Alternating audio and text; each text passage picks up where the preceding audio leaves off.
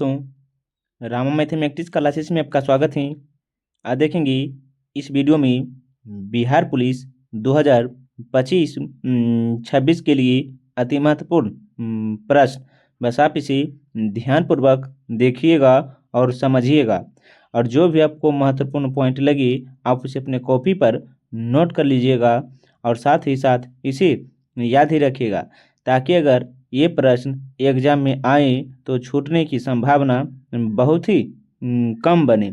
आइए बिना समय लेते हुए सीधे बढ़ते हैं अपने क्वेश्चन पर, जिसमें से देखिएगा पहला प्रश्न क्या है। देखिएगा, प्राचीन नालंदा विश्वविद्यालय को किस वर्ष विश्व विरासत स्थल की सूची में शामिल किया गया था? तो याद रखिएगा 2016 में शामिल किया गया था। आप इसे ध्यान से याद रखिएगा। देखिएगा क्वेश्चन नंबर दूसरा क्या है। तो निम्नलिखित नदियों में से कौन सी नदी हिमालय क्षेत्र की नदी है?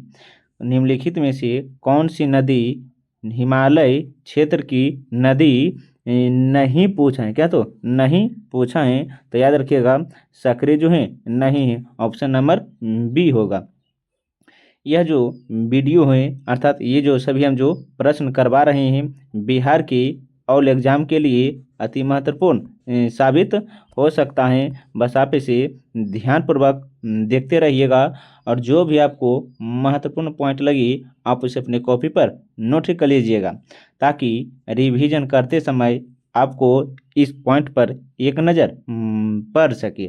देखिएगा क्वेश्चन नंबर तीसरा क्या है, क्योंकि एक ही प्रश्न बार बार घुमा घुमा कर पूछे ही जाते हैं किसी न किसी एग्जाम में। देखिएगा क्वेश्चन नंबर तीसरा क्या है। तो किस स्थान से गंगा नदी समतल भूमि पर बहना प्रारंभ करती है? किस स्थान से गंगा नदी समतल भूमि पर बहना प्रारंभ करती हैं? तो याद रखिएगा हरिद्वार से ऑप्शन नंबर ए होगा।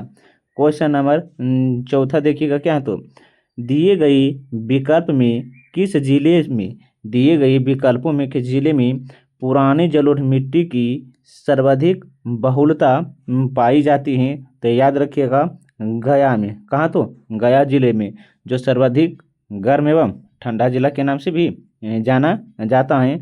और रबर डैम, क्या बोले हैं, रबर डैम कहाँ है? तो गया जिला में ही है। देखिएगा क्वेश्चन नंबर 5 क्या है। तो बिहार की जलवायु के अंतर्गत कौन सी ऋतुएं प्रचलित हैं? बिहार के जलवायु के अंतर्गत कौन सी ऋतुएं प्रचलित हैं? तो याद रखिएगा यह जो होगा इनमें से कोई नहीं या एक से अधिक। आप इसे ध्यान से याद रखिएगा। क्वेश्चन नंबर देखिएगा छठा क्या है। तो सतधारा या सतगार्भ कुंड कहाँ है? ये कहाँ है? तो याद रखिएगा ये राजगीर में पड़ता है। कहाँ? तो राजगीर में पड़ता है। और ककोलत जलप्रपात कौन से जिला में? तो नवादा जिले में। कौन है? तो नवादा जिले में है। बताइएगा कि सासाराम में किसका मकबरा है? सासाराम में किसका मकबरा है? इसका जवाब कमेंट में बताइएगा। क्वेश्चन नंबर देखिएगा 7वां क्या है। तो भारत तथा नेपाल सरकार की सहमति से कोसी परियोजना की शुरुआत कब की गई थी? कोसी परियोजना की शुरुआत कब की गई थी? तो याद रखिएगा वर्ष 1954 में किया गया था।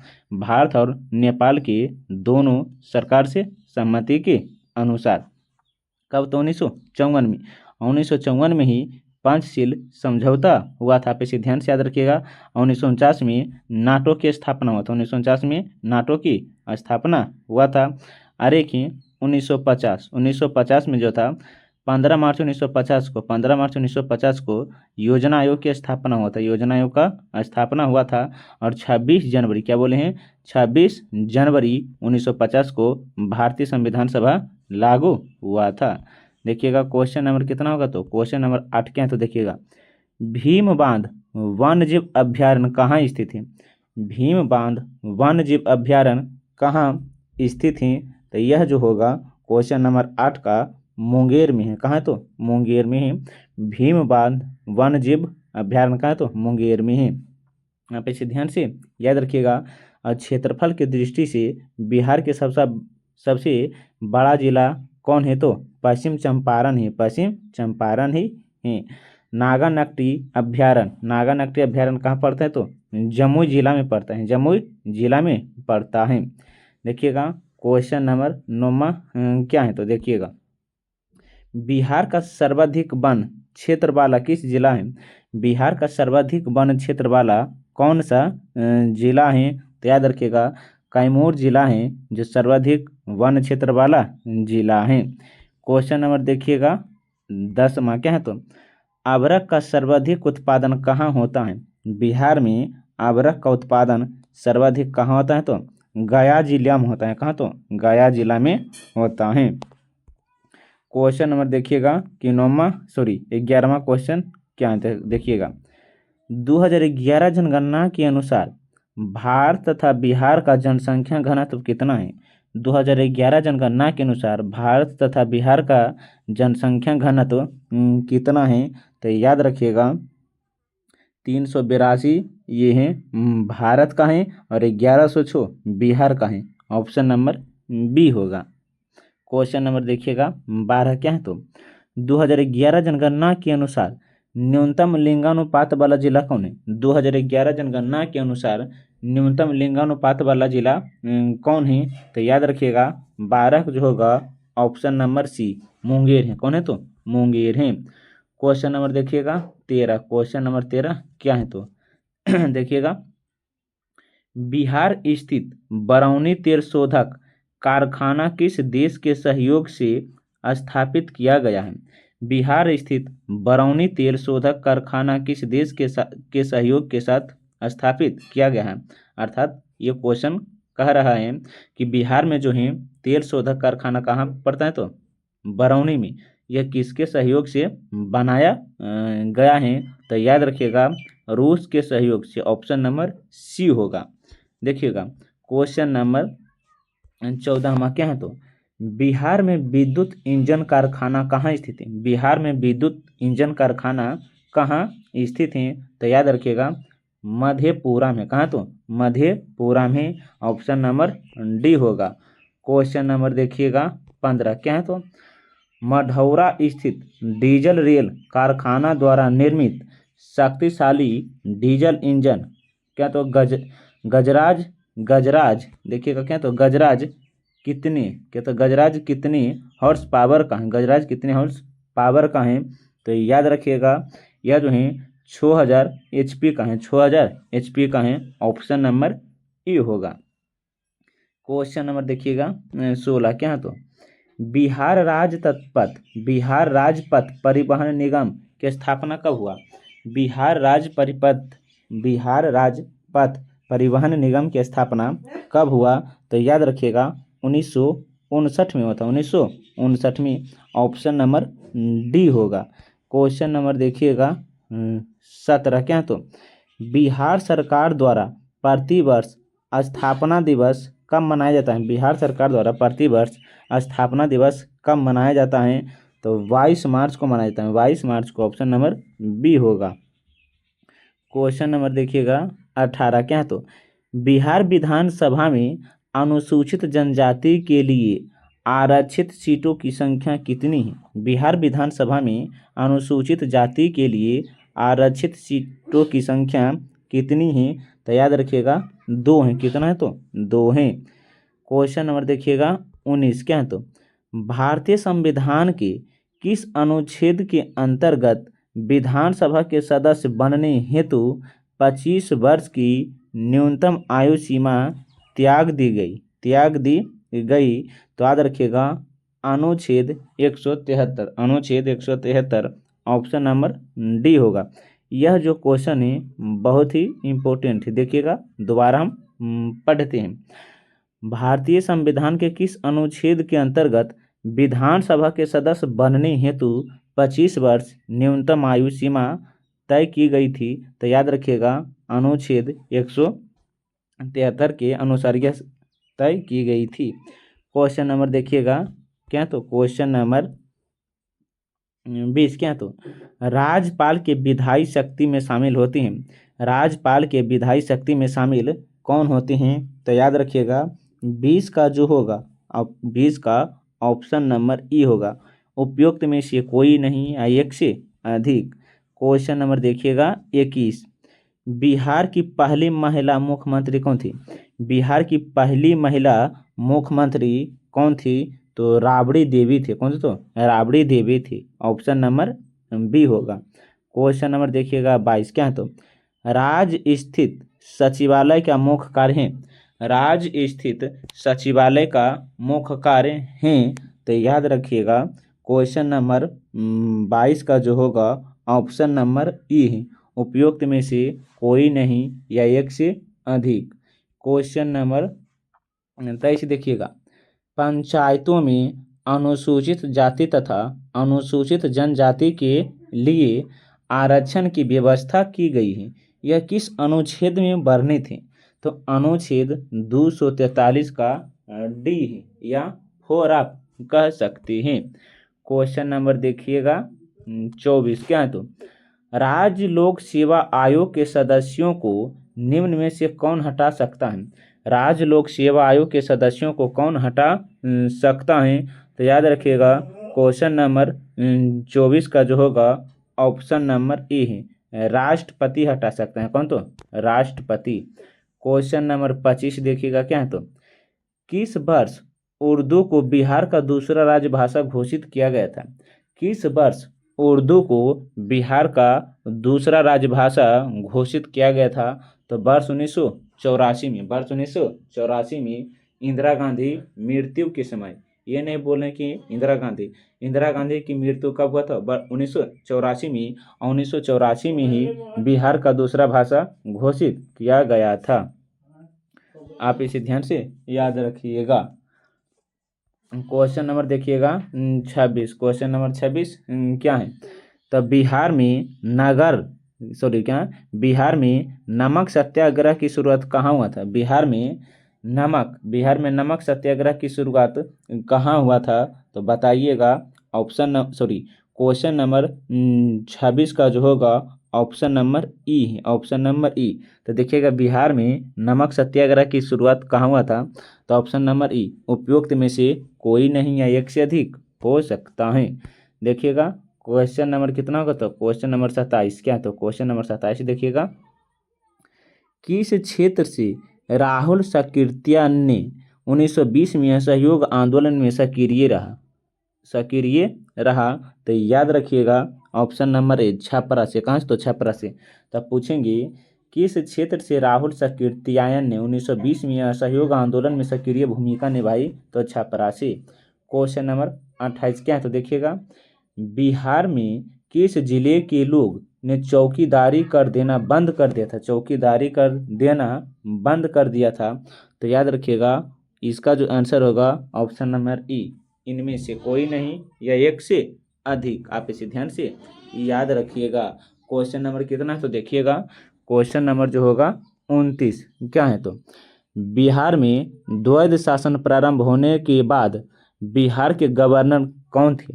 बिहार में द्वैध शासन प्रारंभ होने के बाद बिहार के गवर्नर कौन थे? तो याद रखिएगा क्वेश्चन नंबर 29 का जो होगा सत्येंद्र प्रसाद सिन्हा थे। सत्येंद्र प्रसाद सिन्हा थे। ऑप्शन नंबर ए होगा। क्वेश्चन नंबर 30 देखिएगा क्या है? तो 1937 के बिहार विधानसभा चुनाव के सफल सरकार गठन के समय बिहार के राज्यपाल कौन थे? बिहार के राज्यपाल कौन थे? तो याद रखिएगा ऑप्शन नंबर बी होगा एम.जी. हेलेट थे। एम.जी. हेलेट थे। ऑप्शन नंबर बी होगा। क्वेश्चन नंबर देखिएगा 31 क्या है? तो बिहार में व्यक्तिगत सत्याग्रह का दूसरा सत्याग्रही कौन थे? बिहार में व्यक्तिगत सत्याग्रह के दूसरे सत्याग्रही कौन थे? तो अनुग्रह नारायण सिंह थे। अनुग्रह नारायण सिंह थे। ऑप्शन नंबर बी होगा। क्वेश्चन नंबर 32 देखिएगा भारत छोड़ो आंदोलन के समय 11 अगस्त 1942 को पटना सचिवालय गोलीकांड में मरने वाले छात्रों की संख्या कितनी है? तो 7 हैं। कितने हैं? तो 7 हैं। क्वेश्चन नंबर 33 देखिएगा, किस आंदोलन के समय बिहार में आजाद दस्ता सक्रिय रहा? किस आंदोलन के समय बिहार में आजाद दस्ता सक्रिय रहा? तो देखिएगा क्वेश्चन नंबर 33 का जो होगा ऑप्शन नंबर डी, भारत छोड़ो आंदोलन के समय। क्वेश्चन नंबर 34 देखिएगा, निम्न में से किसने बिहार छात्र परिषद का गठन किया है? किसने बिहार छात्र परिषद का गठन किया था? तो याद रखिएगा डॉक्टर राजेंद्र प्रसाद थे। डॉक्टर राजेंद्र प्रसाद थे। क्वेश्चन नंबर देखिएगा 35, गौ हत्या रोकने के लिए बिहार में गौरक्षणी सभा की स्थापना हुई थी। गौ हत्या रोकने के लिए बिहार में गौरक्षणी की स्थापना हुई थी। यह किस वर्ष की गई थी? तो 1893 में। 1893 में ऑप्शन नंबर सी होगा। क्वेश्चन नंबर देखिएगा, बिहार में नोनिया विद्रोह कब हुआ? बिहार में नोनिया विद्रोह कब हुआ? तो 1770 से 1800 के बीच। 1770 से 1800 के बीच। क्वेश्चन नंबर 37 देखिएगा, निम्न में से कौन सा क्षेत्र फ्रांसीसी व्यापारियों का व्यापारिक केंद्र रहा? कौन सा क्षेत्र फ्रांसीसी व्यापारियों का व्यापारिक केंद्र रहा? तो याद रखिएगा इसका जो आंसर होगा चंद्रनगर था। चंद्रनगर था। Option number D. Question number देखिएगा 38, क्या? तो किसके सूबेदारी काल में अंग्रेजी यात्री वार्नियर पटना आया था? वार्नियर पटना आया था। तो 38 का जो होगा option number A, Dawood Khan. Dawood Khan. Question number 39 देखिएगा, क्या? तो निम्न में से कौन शेर शाह का उत्तराधिकारी बना? शेर शाह का उत्तराधिकारी कौन बना? तो इस्लाम शाह बना। इस्लाम शाह जो शेर शाह का उत्तराधिकारी बना था। क्वेश्चन नंबर देखिएगा 40, क्या? तो 8वीं सदी के मध्य मौखरी वंशीय शासन की समाप्ति के बाद किस वंशीय शासक की नींव बिहार में पड़ी थी? तो याद रखिएगा पाल वंशीय। कौन? तो पाल वंशीय पड़ा था। आप इसे ध्यान से याद रखिएगा। क्वेश्चन नंबर देखिएगा कितना होगा? तो क्वेश्चन नंबर 41, क्या? तो देखिएगा क्वेश्चन नंबर जो 41 है, बंगाल, क्या बोले हैं? बंगाल के किस शासक, देखिएगा क्या है, बंगाल के किस शासक के समय सिकंदर लोदी ने बंगाल एवं मुंगेर दोनों के बीच सीमा का निर्धारण किया था? सीमा का निर्धारण किया था। तो याद रखिएगा Alauddin Hussain Shah. Alauddin Hussain Shah. Option number A होगा। क्वेश्चन नंबर 42 देखिएगा, निम्नलिखित में से किस स्थान पर बख्तियार खिलजी के शव को दफनाया गया था? बख्तियार खिलजी के शव को कहाँ दफनाया गया था? तो बिहार शरीफ में। ऑप्शन नंबर सी होगा। क्वेश्चन नंबर देखिएगा 43, निम्नलिखित में से किस शासक के शासनकाल में चतुर्थ बौद्ध संगीति का आयोजन हुआ था? चतुर्थ बौद्ध संगीति का आयोजन किसके शासनकाल में था? कनिष्क के शासनकाल में। ऑप्शन नंबर बी होगा। क्वेश्चन नंबर 44 देखिएगा, कर्नाटक शासकों में कौन एक महान समाज सुधारक था? कौन एक महान समाज सुधारक था? तो इसका जो आंसर होगा ऑप्शन नंबर बी होगा, हरि सिंह देव। हरि सिंह देव था। क्वेश्चन नंबर 45 देखिएगा, क्या? तो नालंदा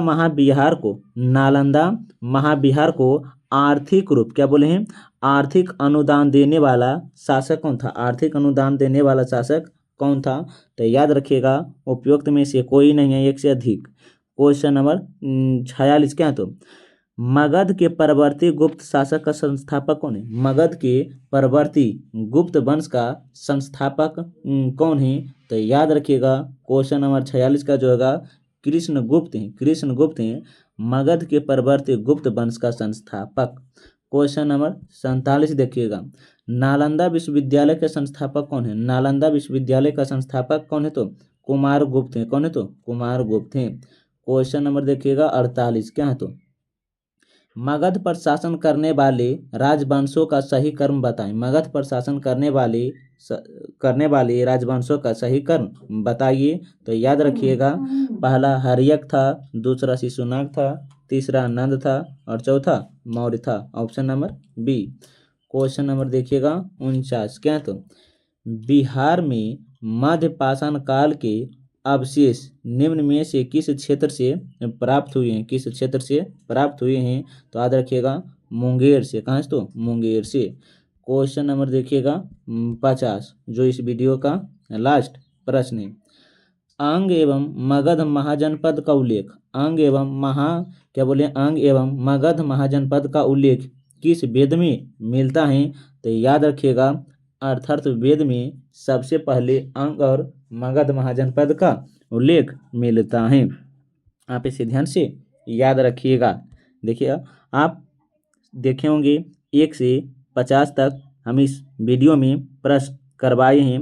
आप बताइए कि 50 में से आप कितना जानते हैं। उसका जवाब कमेंट में बताइएगा कि 50 में हमको इतना सही हुआ है। अगर वीडियो और कंटेंट अच्छा लगता है तो वीडियो को लाइक, सब्सक्राइब, कमेंट और साथ साथ अपने दोस्तों के साथ भी शेयर कीजिएगा, ताकि इस वीडियो से दूसरों को भी लाभ हो सके। तब तक के लिए धन्यवाद। अब मिलते हैं एक नए वीडियो के साथ।